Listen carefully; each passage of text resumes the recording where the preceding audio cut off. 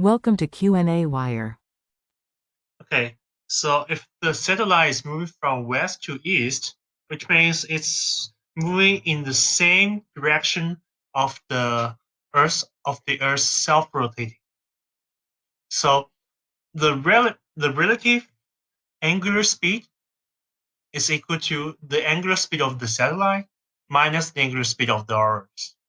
And as we know from the problem, is 1/12 revolution per hour. We know that the angular speed of the Earth is 1/24 revolution per hour, because 24 hours it goes 1 revolution. Hence, we can get that the angular speed of the satellite is 1/8 revolution per hour, which, because 1 revolution is 2 pi radius and 1 hour is 3600 seconds, and we get this answer for the angular speed of the satellite is 2.18 times 10 to the negative 4 radius per second.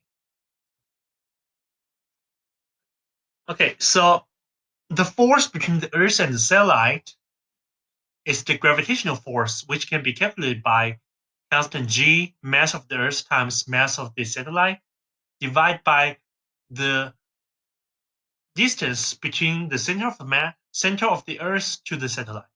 Okay? And this is also a centripetal force, so it's equal to the mass of the satellite times angular speed squared times the radius r.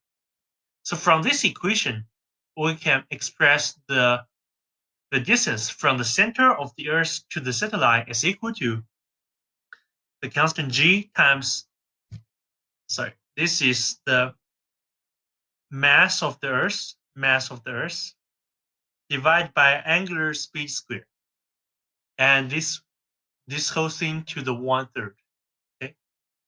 Plug in the number, you can know that is equal to 2.03 times 10 to the 7 meters. Remember, this is the distance between the satellite and the center of the Earth. We still need to minus the radius of the Earth to get the final height is equal to 1.39 to the 10 to the 7 meters. So for question B, the satellite is moving in the opposite direction, so the relative angular velocity is negative.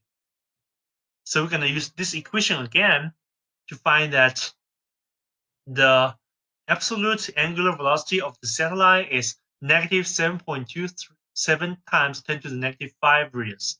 We're using exactly the same equation. The only difference is that the relative angular velocity here in question B is negative. So we have this angular speed of the satellite. We're plugging this equation we just get here. We're plugging it. We can get that the radius in question B is going to be 4.22 times 10 to the 7 meters. And the height is the radius minus the radius of the Earth is going to be 3.59 times 10 to the 7 meters.